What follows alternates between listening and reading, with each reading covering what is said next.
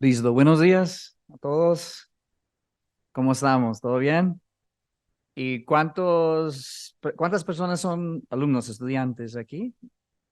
Ay, perfecto. ¿Y cuántos son docentes, profesores, científicos?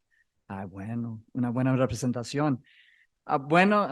Primero, les agradezco mucho a las personas que organizó todo este simposio, a las rectoras, a las doctoras Luz Helena, María Teresa, Ada Luce, Andrés, todo el equipo que tienen para que podamos estar aquí hoy y aprender algo. Yo también voy a aprender muchas cosas y quiero empezar a pedir una disculpa por los errores en el español que voy a hacer, porque realmente no manejo muy bien el español con palabras técnicas ni frases científicos, pero creo que puedo entregar la charla en mi mejor Spanglish y entre el español que manejo yo y el inglés que manejan algunos de ustedes, podemos llegar en un promedio de los dos idiomas y tal vez llegamos en un punto que podemos entender todo que necesitamos entender. Y salimos de aquí como campeones de la ciencia colaborativa internacional. Y por supuesto, al mínimo mejor que los científicos de Suiza e Inglaterra, porque tenemos que avanzar nuestra ciencia y bueno, vamos a ver. Entonces vamos a empezar con la charla y voy a cambiar a inglés. Comparative virology, strategies, challenges, and benefits to human health, agriculture, and the environment. Y ustedes pueden traducirlo o verlo en el Zoom. Para empezar, voy a decir que empecé mi carrera con una carrera en física y matemática y luego en neurociencias y al final en microbiología y bioquímica. Y eso es solamente para enseñarles que no tenía ninguna idea qué iba a hacer con mi vida. Siempre estaba cambiando la carrera, pero es una cosa importante por los proyectos que voy a hablar, que ustedes saben de dónde vengo de la educación. Porque nuestra historia empieza en este señor que puede ver aquí a la izquierda. Es Barry Bloomberg y él ganó el premio de Nobel en 1976 por su trabajo con el virus hepatitis B.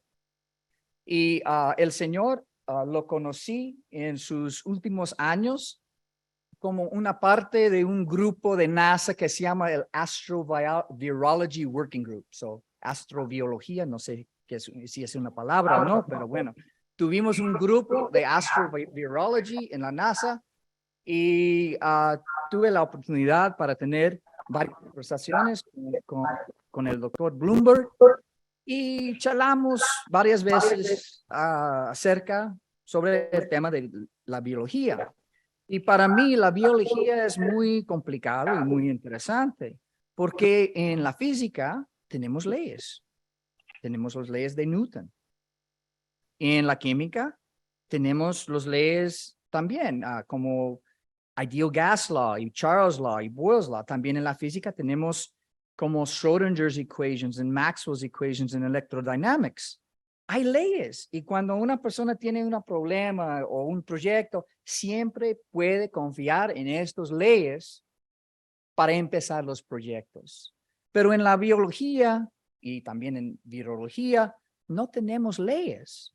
Tenemos postulates y theorems, Koch's postulates, the theory of evolution from Darwin, pero leyes en biología son un poco más complicado. Y estaba preguntando al doctor Bloomberg, ¿por qué no tenemos leyes de virología? Y tuvimos varias conversaciones acerca de esta pregunta y luego, al final, decidimos por qué no tenemos en biología. Porque ¿qué es biología? Biología es la física, energía y material, masa, como química, ¿no? Y eso sí tienen leyes. Y la biología solamente es física y química adentro de un sistema que está viva. ¿no? Que está vivo. Entonces, ¿por qué no tenemos leyes en biología y no tenemos leyes en virología? Y esa pregunta, pues me cuesta mucho, no pude dormir muchas noches de pensar en esas preguntas. Y tenemos un ramo de existencia muy amplio. Tenemos 3 ramas de vida. Tenemos la bacteria, arquea y también los eucarios, las plantas y los animales. Y en estas células tenemos algo muy importante que es común por toda la vida, es el ADN, ¿no? Y el proceso de convertir el ADN hasta las proteínas. Y las proteínas son las cosas y lípidos y otros moléculas que constituyen la vida, es la vida. Entonces, empecé a hablar con el doctor y los viruses entre los ramos distintos de la vida, ¿qué tienen en común y cómo son y cuáles son las cosas muy distintas de los viruses en cada ramo de la vida?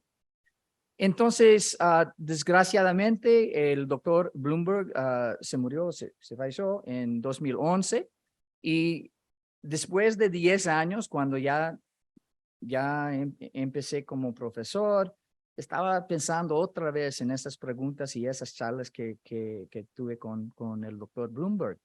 Y empezó a pensar cómo podemos poner un plan para empezar a desarrollar leyes en virología. Y inmediatamente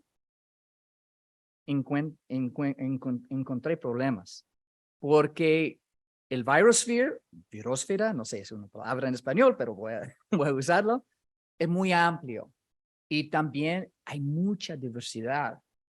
Y entonces, de hecho, los científicos piensan que los viruses salieron varias veces en la evolución. No hay un LUCA, un Last Universal Common Ancestor, un ancestro como tenemos con las células.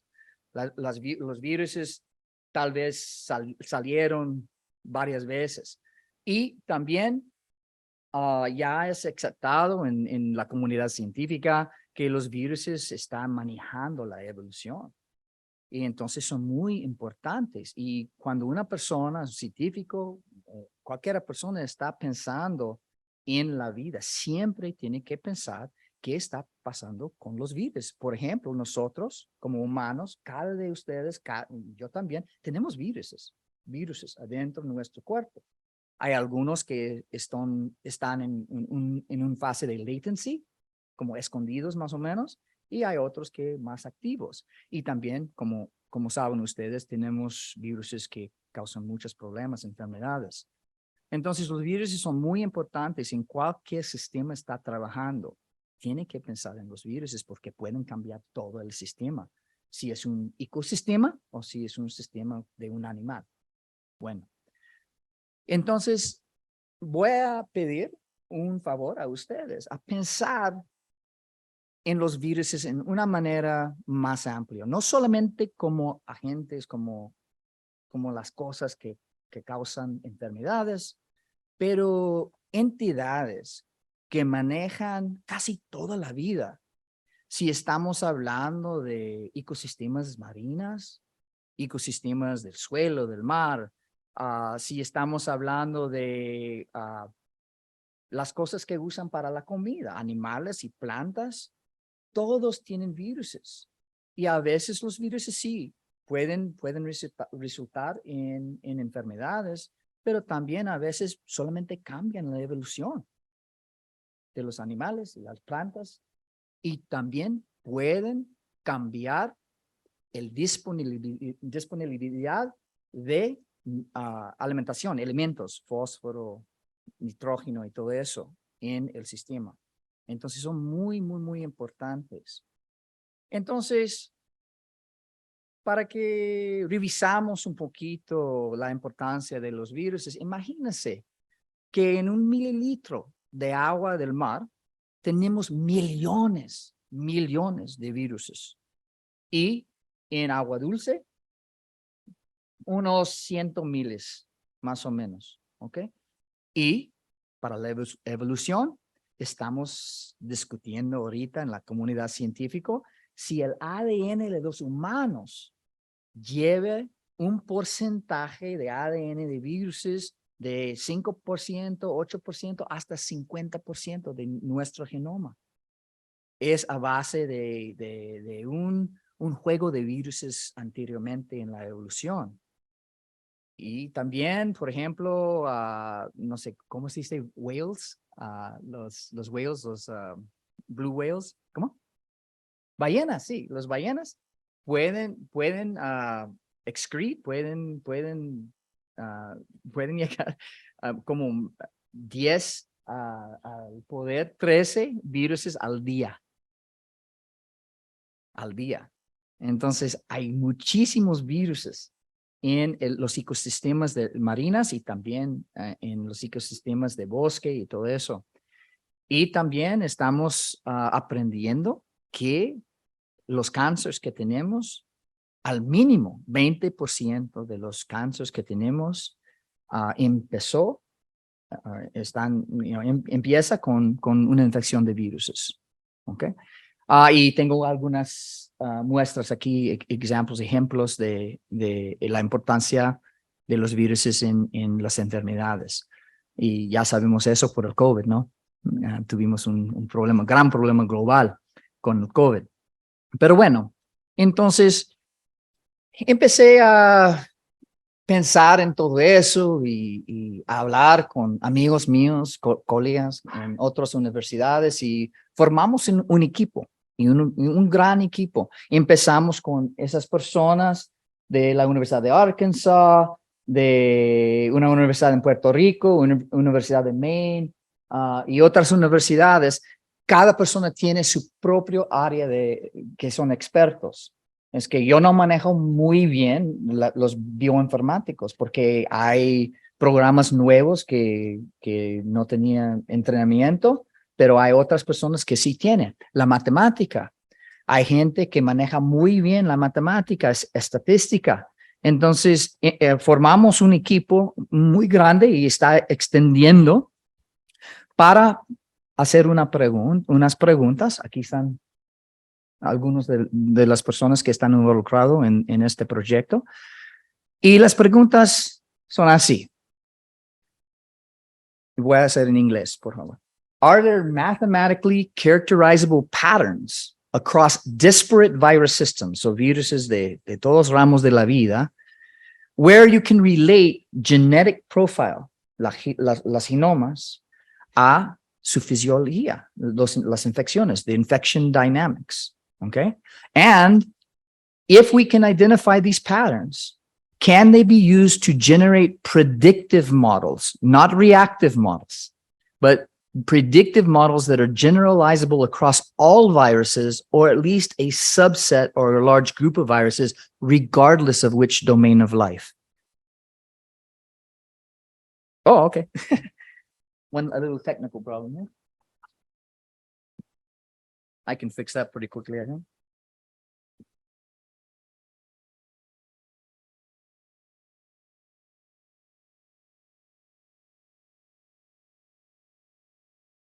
Le da un momentito para pensar en las preguntas.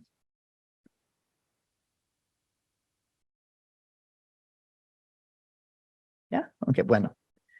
Ok, entonces, son preguntas muy grandes y nosotros no tenemos la idea que vamos a resolver todo en 5 años, pero empezamos y entregamos una propuesta a la Fundación Nacional de Ciencia para empezar a contestar esas preguntas. Y gracias a Dios nos dieron una cantidad de dinero muy grande, como millones de dólares, para empezar a pensar más en esas preguntas.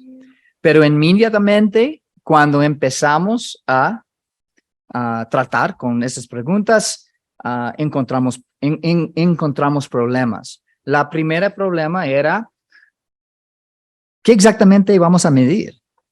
¿Y qué aspectos de la virología queremos tratar.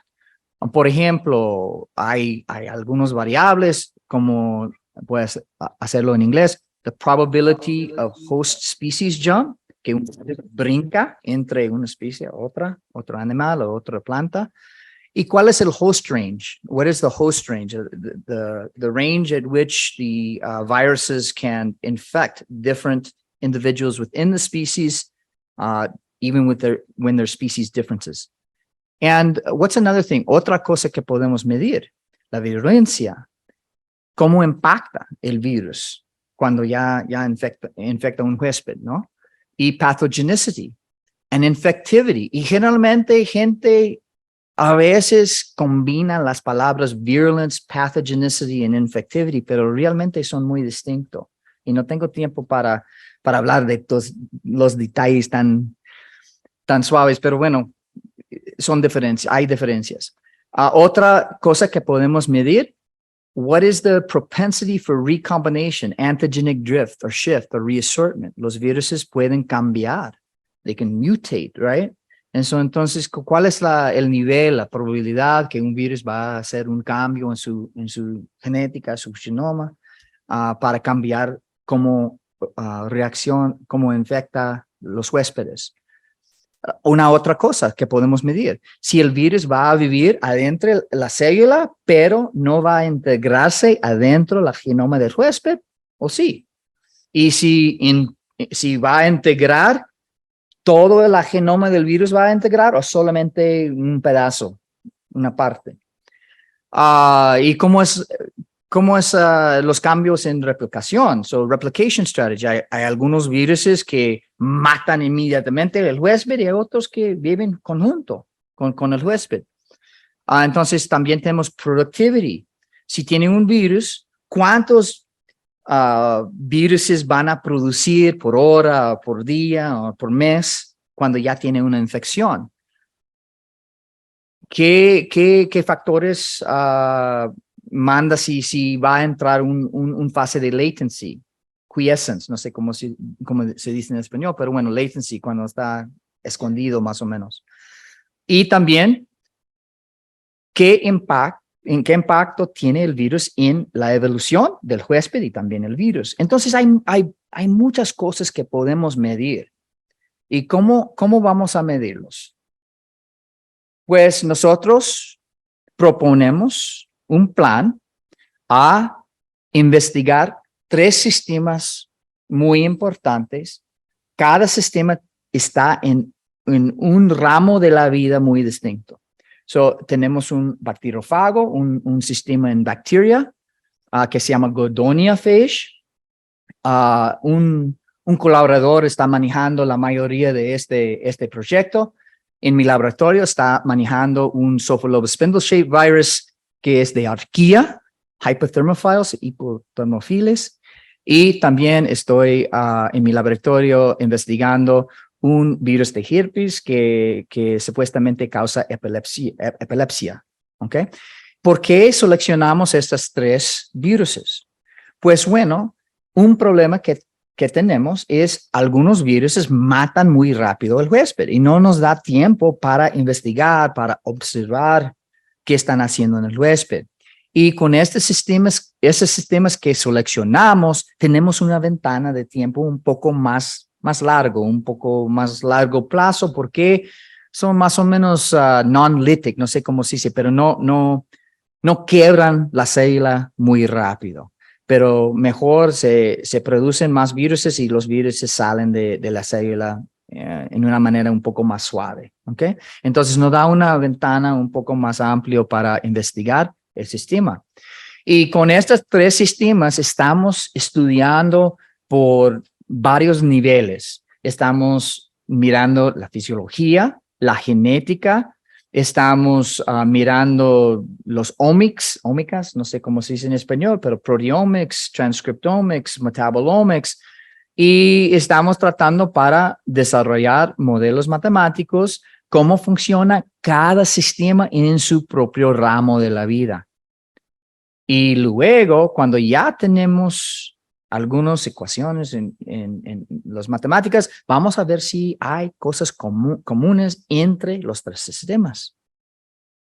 Y luego, después de eso, vamos a ver si otros virus también comportan en estos modelos que hemos desarrollado. Entonces tenemos también sistemas de virología que se llama comparator systems. Tenemos virus en plantas como de la papa, de planta de papa. Tenemos sistemas de microalgas. Tenemos sistemas en cianobacterias. Y esos sistemas también estamos desarrollando, pero son para la comparación después de tener nuestras reglas o leyes, no son leyes todavía, pero las ecuaciones matemáticas que desarrollamos.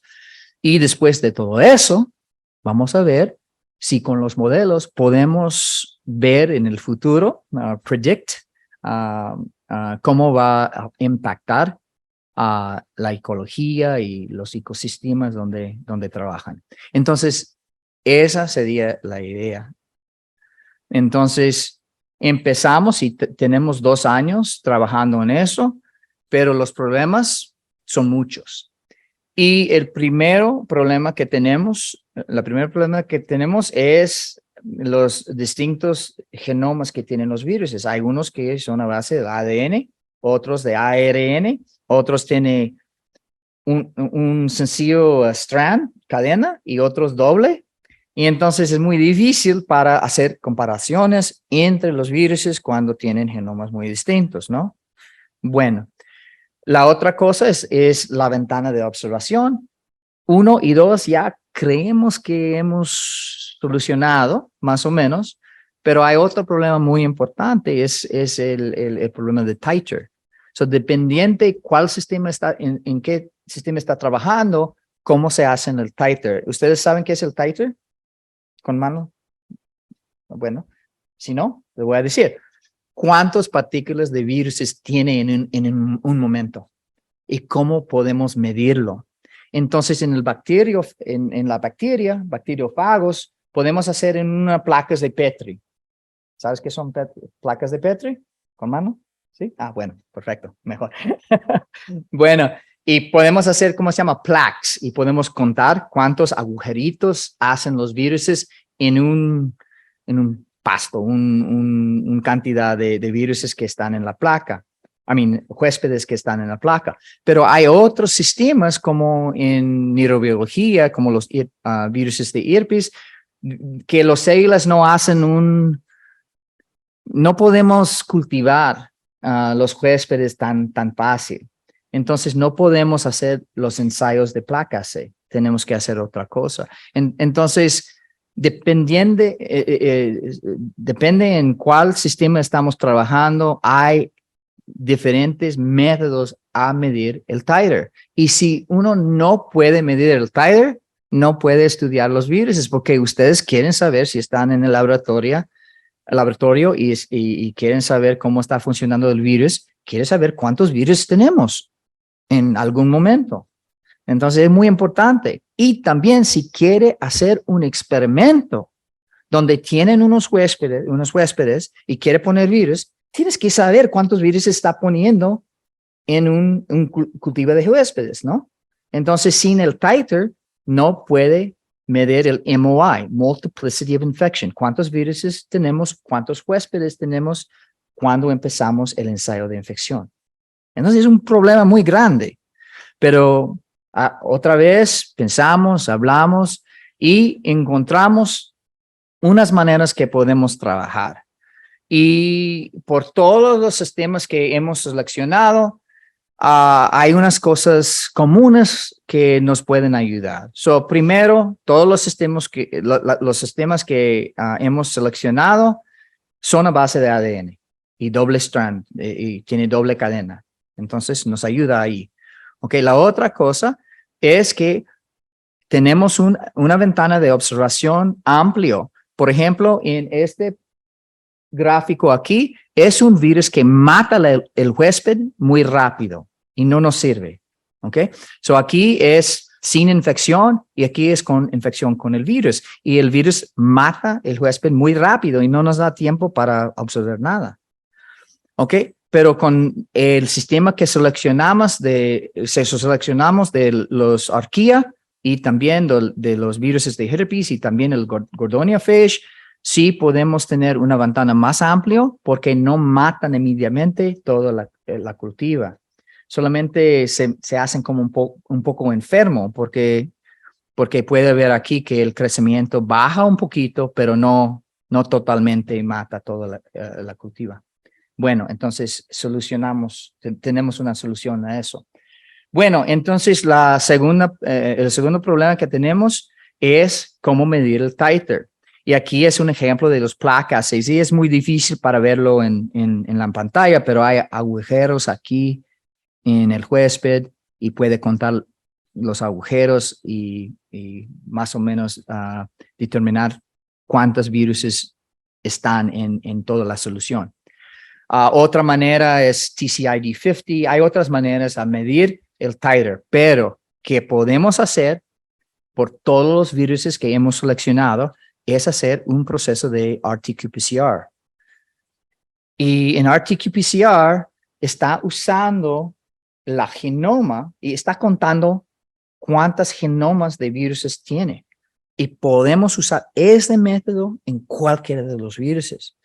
Bueno, cualquiera de estos métodos tiene sus problemas. Por ejemplo, en el RT-qPCR, voy a usar inglés, we're going to overestimate the number of viruses. No vamos a tener un número exacto porque cada genoma que contamos no necesariamente va a resultar en un virus intacto. Entonces, cuando tenemos el número, ya sabemos que es un poco más alta que realmente tenemos, pero al mínimo podemos usar el mismo método por todos los virus que tenemos. Bueno. Entonces, empezamos también a pensar cómo observamos y hacer, medir otras cosas como virulencia. Y tenemos unas ecuaciones y ya está publicado todo este trabajo. Y tenemos un índice de virulencia que hemos desarrollado y podemos usar este índice para todos los virus. Entonces, todavía hay problemas, pero hemos hecho algunos trabajos y ya tenemos algunos artículos en jornadas, muy buenas jornadas publicados. Entonces, allí es donde estamos y tengo un colaborador, una colaboradora que está haciendo algo muy interesante en la ecología de virus.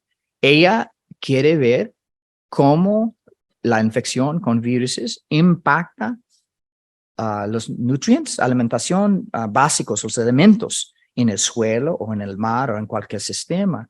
Entonces, ella está haciendo elemental analysis, un análisis de los elementos en un sistema sin virus y un sistema de huésped con virus.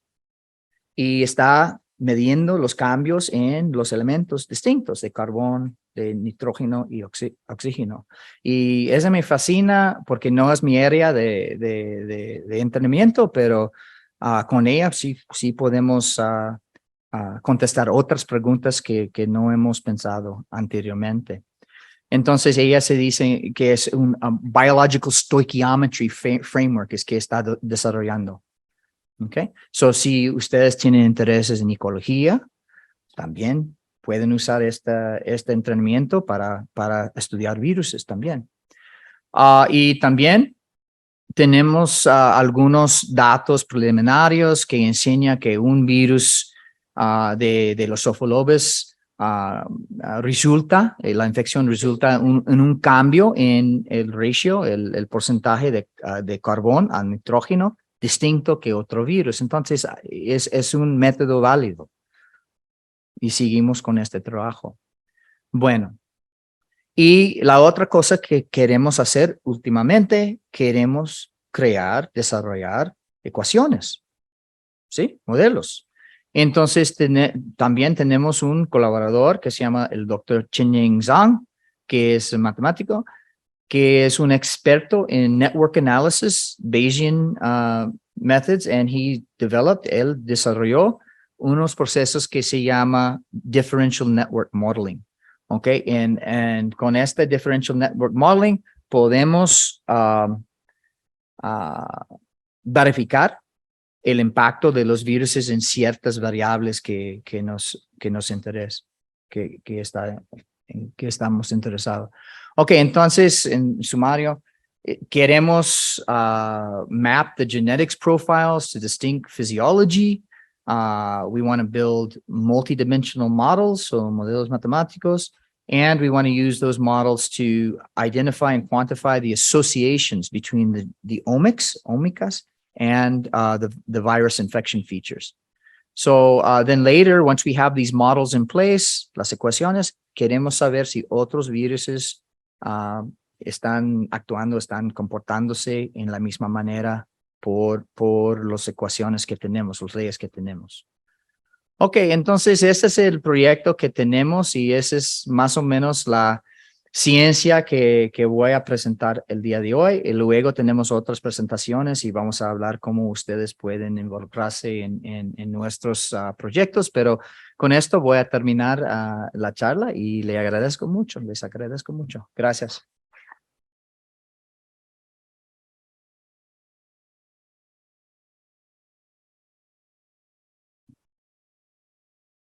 Sí. Bueno.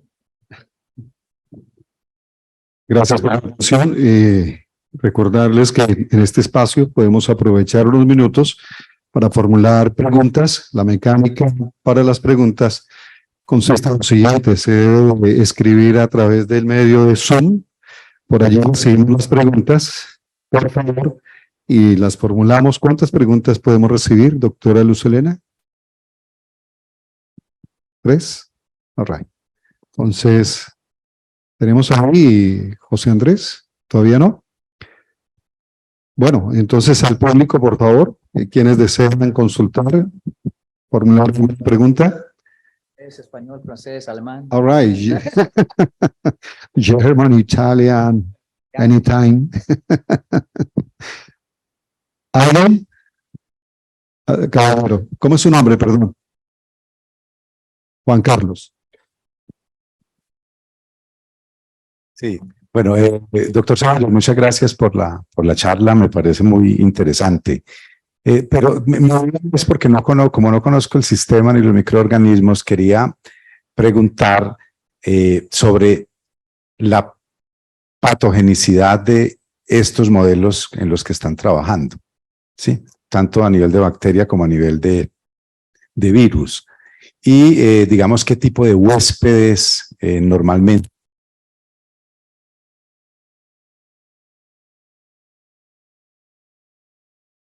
afectan, sí, en el modelo? Gracias. Bueno, por el Gordonia fish es un huésped de bacteria. Hay varios huéspedes de Gordonia que viven en el suelo. So, es un sistema de microbiología de suelo. Para el orquídea son huéspedes que pueden encontrar en piscinas termales y también con Jorge y el Instituto de Astrobiología sacamos unas muestras de el Parque Nevado. Ya, sí. Bueno, entonces son huéspedes de hipertermofiles y por los virus de herpes, yo estoy usando neurones, pero estos virus pueden infectar otros tipos de células también. Pero que tengo otra como proyecto, quiero saber cómo este herpes virus 6, se llama HHV6, cómo puede causar epilepsia. Estoy usando neurones. Y de hecho, interesante, todos de nosotros tenemos HHV6, porque cuando era joven, de 6 meses hasta 3 años, tiene una infección y tiene un fiebre y un poco de problemas con el piel, pero sale. Pero el virus no sale, solamente se esconde adentro de su cuerpo y puede vivir toda tu vida y nunca pasa nada, pero a veces, una vez en cuando sea adulto, puede reactivar. Y cuando se reactivan, el virus pueden causar epilepsia, multiple sclerosis, no sé cómo se dice en español. Y también están pensando chronic fatigue syndrome. Entonces hay otras enfermedades que supuestamente este virus puede causar. Entonces, por eso estamos usando los neurones, pero también podemos usar células de immune system, immune cells, como T cells, cosas así. ¿Contesté la pregunta? Tener unas reglas generales, pues obviamente tienen organismos que tienen un hábitat diferente. Ok. Permítame clarificar. Por ejemplo, un variable que es muy importante porque sabemos del COVID, ¿no? Es virulencia. Virulencia es una palabra, ¿no? Ok, es la virulencia. Entonces, entre los tres virus, podemos ver si hay algo en las genomas que puede cambiar a un virus que no es tan virulente hasta un tipo que es muy virulente. Por ejemplo, en el COVID, por ejemplo, y también el HIV, VIH, estamos mirando la secuencia de los spike proteins, las proteínas que atascan a la célula, a la superficie de la célula. Entonces, ¿qué perfiles hay en común de todos los viruses? Ni modo cuál ramo de la vida causa un cambio en la virulencia. ¿Me explico? Bueno, gracias. ¿Otras preguntas? Claro. ¿Cómo es tu nombre, perdón? César, permíteme, vamos hasta allá.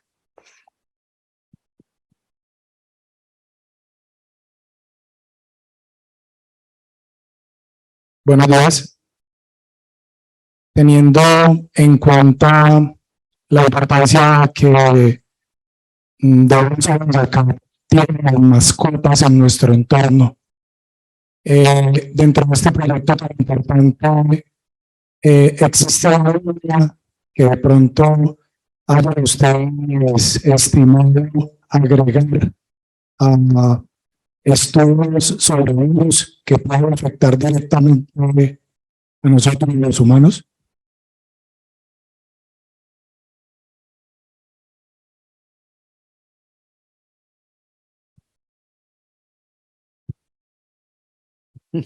Vas a bajar mucho. Corriendo. Bueno, no está una parte directamente de este proyecto, pero por ejemplo, los virus de herpes, también los gatos tienen un virus de herpes que causa caries en los dientes muy distintos, no son verticales, son horizontales. Y tengo unos amigos que son dentistas y investigadores y ellos se anotaron que en algunos pacientes humanos los caries están saliendo y los que tienen esos tipos de caries siempre tienen una mascota de un gato. Entonces estamos pensando que tal vez el gato está dando el virus al dueño, al humano. Entonces hay ejemplos donde las mascotas están dando virus a los dueños. Pero generalmente estamos pensando más en, ¿cómo se llama? Granja, como cerdos y pollos y todo eso. Por ejemplo, con la influenza. Cómo la influenza que tienen los animales pueden cambiar y infectar a los humanos. Y el COVID es otra cosa muy triste, pero realmente esta también viene de un animal y luego un laboratorio y luego un humano. Pero bueno, hay varios ejemplos de una transferencia de un virus entre un animal y un humano. ¿Te contesté la pregunta? Gracias. Sí.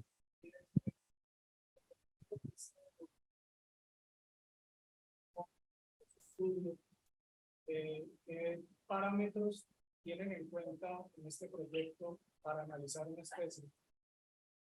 ¿Qué parámetros?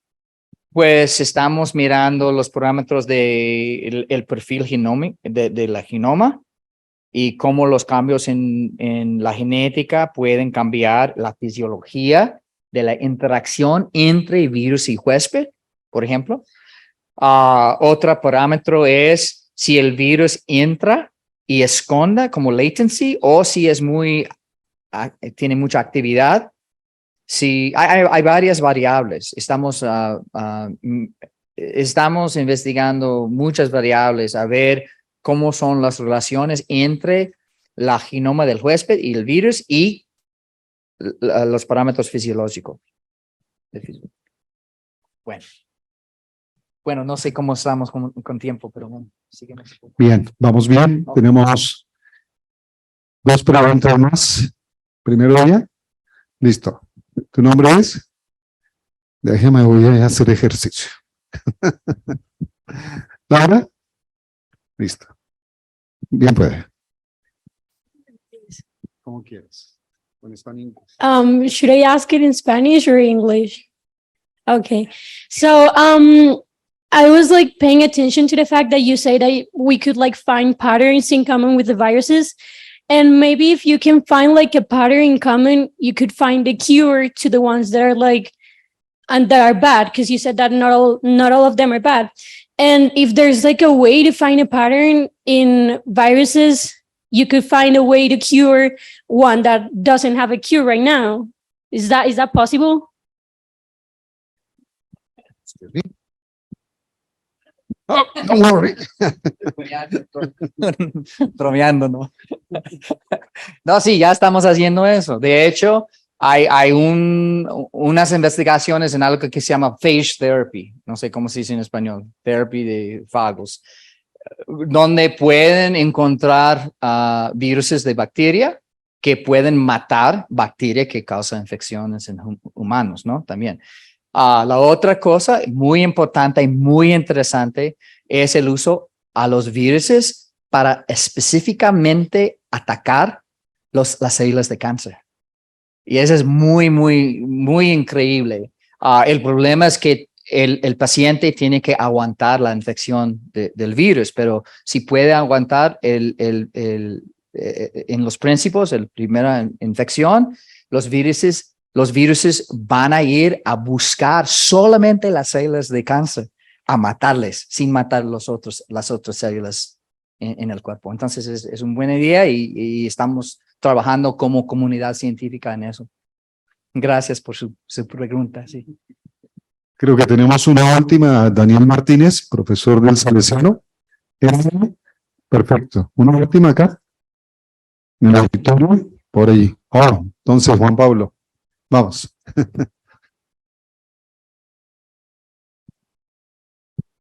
¿Cómo estás? Buenos días, doctor Ceballos. A pesar de haber escuchado toda la presentación que usted nos acaba de brindar, algo que me llamó mucho la atención fue que usted especificó que están haciendo análisis principal en virus de doble hélice de ADN. Así que realmente es viable hacer una predicción para un tipo de virus específico, sabiendo que ustedes buscan buscar una ley general en la virología, sabiendo que están excluyendo los virus de ARN y los de una sola hélice. Y pues otra pregunta ahí también, aprovechando, ¿es verdaderamente útil saber la constante de mutación? Porque sí, podemos saber a qué ritmo pueden mutar los virus dependiendo de la propagación de ellos, pero verdaderamente es posible predecir qué tipo de mutación van a obtener con los estudios que usted está realizando.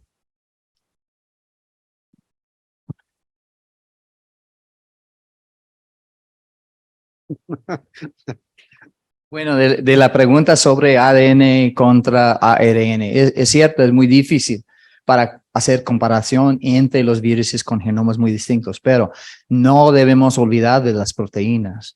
Por ejemplo, un factor en la infección son las proteínas en la superficie del virus y cómo tienen una interacción con proteínas en la superficie del huésped.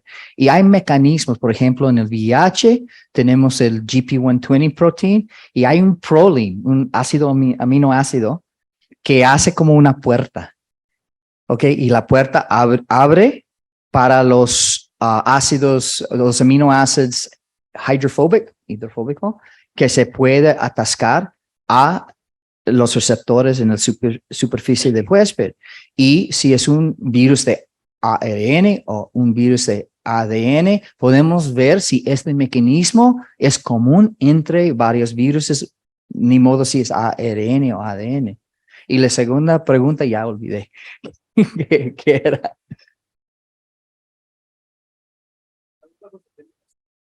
Ajá. Ajá. La mutación va a ser mucho mayor respecto a los virus de cadena de ADN, de doble hélice. ¿Mucho más qué? La mutación va a ser mucho más difícil y más rápida. Pues depende. Sí, hay algunos virus, pues generalmente ARN son más peligrosos, ¿no? Como tenemos Ebola virus, ¿sí? Y ese puede matar un pueblo entero en como 36 horas, algo así, ¿ok? Es ARN. Pero también tenemos el smallpox, right? Que es doble ADN. Y nosotros sabemos la historia de smallpox en las Américas, ¿no? Entonces, realmente el tipo de la genoma realmente no es una indicación a la virulencia. Entonces, estamos buscando otros parámetros que podemos dar un mejor idea cuando un virus va a salir más virulento que otro.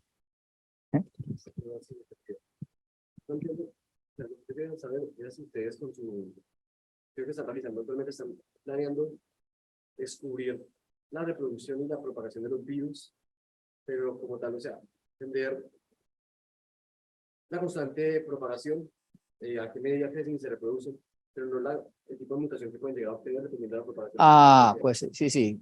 Por eso estamos desarrollando las ecuaciones, las ecuaciones matemáticas, y esos son unos parámetros que podemos parameterize, no sé cómo se dice en español, pero cuando tiene todos los datos experimentos, tiene variables en la ecuación que pueden cambiar, parametrizarlo, la ecuación a base de los datos que tiene sobre qué está hablando. ¿Me explico?